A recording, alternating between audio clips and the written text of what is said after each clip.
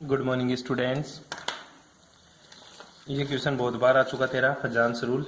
ठीक है, हिंदी और इंग्लिश मीडियम दोनों बच्चे ध्यान दे। फजांस नियम बहुत बार पूछा है, 1-2 नंबर में पूछेगा फजांस नियम क्या है। ठीक है, तो ध्यान दे। फजांस ने कुछ कारकों को समझाने के लिए आयनिक बंध में सहसंयोजक गुणों की उपस्थिति को दर्शाया है। मैंने तेरे को एक बार पहले भी बोला था कि एक जो बॉन्ड होता है, ठीक है, जैसे मैं बात करूं, तू तो देखा होगा आज तक HCl, तू तो यही जानता है गुरुजी, जो HCl जो बॉन्ड है ना, ये क्या होता है, मेरा आयनिक होता है। क्या होता है? आयनिक बंध है, यही पढ़ा होगा तूने, मतलब आयनिक बॉन्ड होता है। परंतु ध्यान दे बेटा, एक बॉन्ड 100% कभी भी आयनिक नहीं होता। ठीक है, 100% कभी भी आयनिक नहीं होता। तो सर उसमें क्या होते हैं? उसमें कुछ बेटा कोवेलेंट कैरेक्टर भी होते हैं, मतलब उसमें सहसंयोजक गुण भी होता है। कौन सा गुण होता है? सहसंयोजक गुण होता है। ये बात किसने बताया था? ये बात बताया तेरा फजांस ने। किसने बताया था? फजांस ने। हिंदी में इसको फायंस रूल बोलते हैं या फायंस नियम, इंग्लिश में इसको फजांस। ठीक है, फजांस रूल। ठीक है, अब देख क्या बताया था? आयनिक, ठीक है, covalent character in ionic bond, Fajans के अकॉर्डिंग टू, किसके अकॉर्डिंग? According to Fajans. ठीक है, फजांस ने क्या बताया? अकॉर्डिंग टू फजांस, ठीक है, ionic covalent character in ionic bond. ठीक है, एक बॉन्ड के अंदर 100% आयनिक बंध नहीं होता, मतलब आयनिक कैरेक्टर नहीं होता। उसमें कौन से कैरेक्टर भी होते हैं? उसमें गुरुजी कोवेलेंट कैरेक्टर भी होते हैं। तो फजांस ने बताया था कि आयनिक बंध में कितना सहसंयोजक गुण है, ये किसने बताया था? फजांस ने। और इसी के आधार पर इसने पोलैरिटी का कंसेप्ट दिया था, इसी के आधार पर इसने कोवेलेंट कैरेक्टर का भी कंसेप्ट दिया था। तो कोवेलेंट कैरेक्टर, ठीक है, क्या बोलेगा तू? कोवेलेंट कैरेक्टर, ठीक है, कोवेलेंट कैरेक्टर मतलब सहसंयोजक गुण। सहसंयोजक गुण क्या होते हैं? यह सहसंयोजक गुण किस किस के प्रोपोर्शनल टू होता है? ध्यान रखना, ये बेटा डायरेक्टली प्रोपोर्शनल टू होता है। कैसे कैसे? ये डायरेक्टली प्रोपोर्शनल टू होता है 1 धनायन का आकार। क्या रे? धनायन का आकार। ठीक है, साइज ऑफ केटाइन। ठीक है, इनवर्सली प्रोपोर्शनल टू है 1 धनायन का आकार। ठीक है, यह धनायन का आकार सहसंयोजक गुण है। इनवर्सली सहसंयोजक गुण व्युत्क्रमानुपाती होता है धनायन के आकार के, और समानुपाती होता है ऋणायन के आकार के। किसके रे? ऋणायन के आकार के। ठीक है, साइज ऑफ एनाइन। इसी प्रकार जो कोवेलेंट कैरेक्टर है वो क्या होते हैं? ये डायरेक्टली प्रोपोर्शनल टू होता है चार्ज ऑफ केटाइन, मतलब धनायन धनायन के आवेश पर, धनायन पर आवेश पर, धनायन पर आवेश।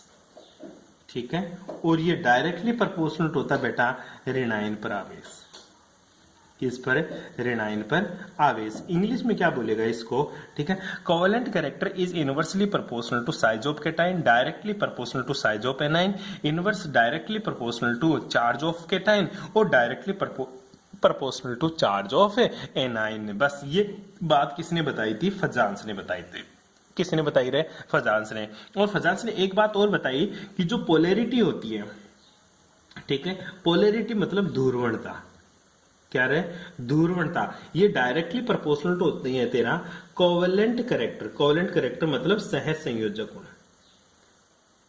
सहसंयोजक गुण के। ठीक है, बस ये बात याद रखनी है। तो पोलैरिटी का कंसेप्ट भी कोवेलेंट कैरेक्टर के ऊपर लगा सकता तू। ठीक है, ये बातें किसने बताई थी? फजांस ने। अब थ्योरी पढ़ लेते हैं दोबारा से, इसका एग्जांपल भी करेंगे। पहले एग्जांपल करके देख लेते हैं। ठीक है, क्वेश्चन क्या आएगा कि सहसंयोजक गुणों के या सहसंयोजक ध्रुवणता के बढ़ते हुए क्रम में व्यवस्थित करो। सहसंयोजक गुण के बढ़ते हुए क्रम में व्यवस्थित करो। सहसंयोजक गुणों के बढ़ते क्रम में व्यवस्थित करो।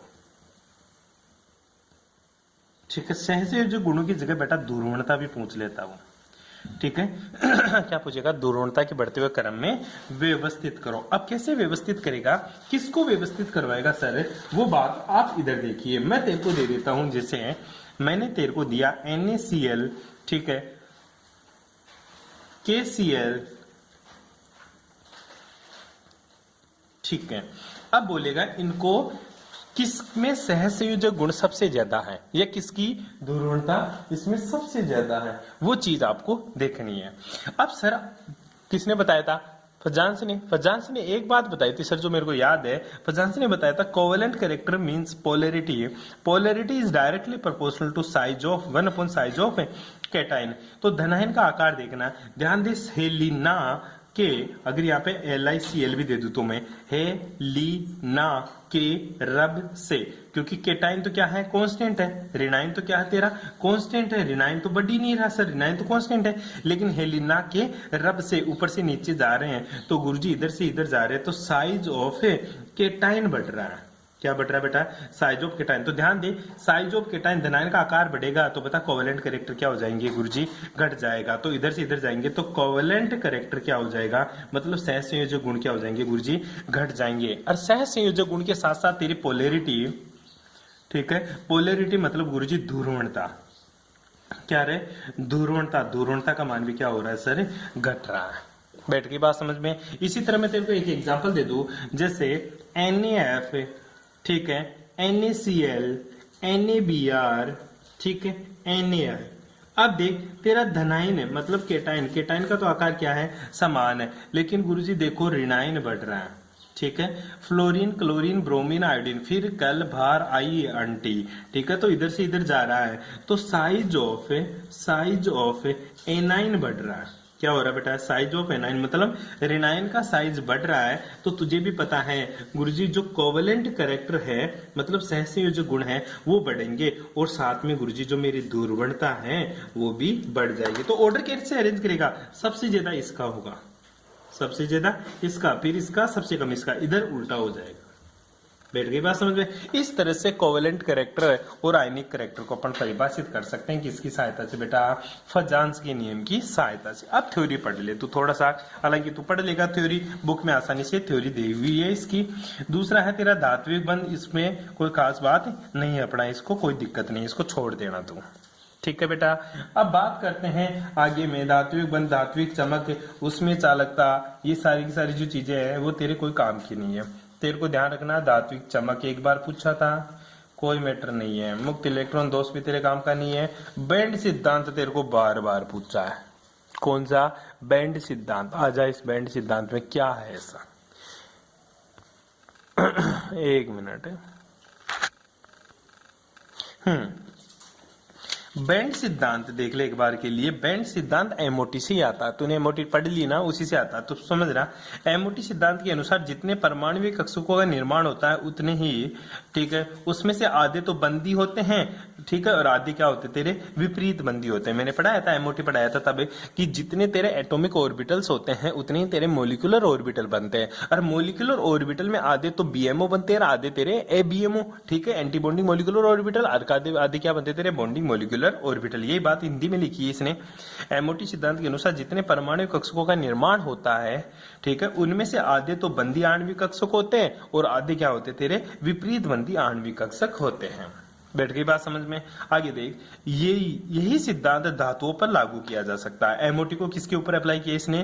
ठीक है, मेटल्स के ऊपर अप्लाई किया। और जो मेटल क्रिस्टल होते हैं वो बहुत सारे धातु आयन होते हैं, मतलब मेटल आयन्स होते हैं, ठीक है। माना धात्विक क्रिस्टल में एन प्रकार, एन बेटा कैपिटल एन लिख रखा, कैपिटल एन मेटल एटम्स हैं, मतलब धातु परमाणु है, अतः एन एटॉमिक ऑर्बिटल से ओवरलैपिंग में पार्टिसिपेट करते हैं, तो एन ही मोलिक्यूलर ऑर्बिटल्स का फॉर्मेशन करेंगे। जितने तेरे एटॉमिक ऑर्बिटल पार्टिसिपेट करते हैं उतने ही तेरे मोलिकुलर ऑर्बिटल का फॉर्मेशन करते हैं। सामान्यतया एक धातु क्रिस्टल 6.023 इंटू 10 टू द की पावर 23, 6.023 इंटू 10 की पावर 23 परमाणु होते हैं। तेरे को भी पता होता है एक मोल में कितने एटम होते हैं? 6.023 into 10 to the power 23 atoms होते हैं। किसमें? एक मोल में। तो एक धातु में भी इतने ही क्या होंगे? परमाणु होंगे। इतने परमाणु कक्षक आपस में ओवरलैपिंग करके इतने ही क्या बनाएंगे, मोलिकुलर ऑर्बिटल का फॉर्मेशन करेंगे।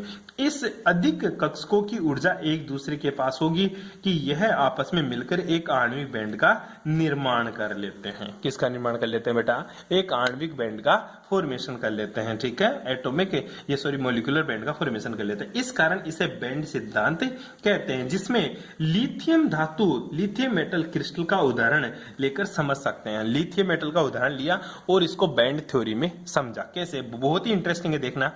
जो लिथियम का इलेक्ट्रॉनिक कॉन्फ़िगरेशन क्या होता है बेटा, 1s2 2s2 2p0। क्या होता है तेरा, 1s2 2s2 और 2p0। ध्यान देना, लिथियम में n परमाणु होते हैं तो 3 प्रकार के ऊर्जा बैंड बनेंगे। एक तो 1s का ऊर्जा बैंड बनेगा, एक तेरा 2s का बनेगा, एक तेरा 2p का बनेगा। जैसे तूने 1s का भी MOT बनाया था, 1s का 1s सिग्मा 1s और सिग्मा स्टार 1s, और 2s का भी बनाया था sigma 2s sigma star 2s, और 2p का भी बनाया था। ठीक है, उसी प्रकार से इसके भी बैंड बनेंगे 3। एक तो 1s का बैंड बनेगा, एक तेरा 2s का बनेगा, एक तेरा 2p का बनेगा। अब तेरे को पता है 1s जो ऑर्बिटल है गुरुजी, 1s2 2s1 और 2p0 है, तो 1s तो फुलफिल्ड है। 1s क्या है, फुलफिल्ड है। और तूने वहां पे भी देखा था 1s फुलफिल्ड था तो 2 नीचे बॉन्डिंग में तो 2 कहां होते तेरे, एंटी बॉन्डिंग में, कोई भी अनपेड इलेक्ट्रॉन उपस्थित नहीं होता था।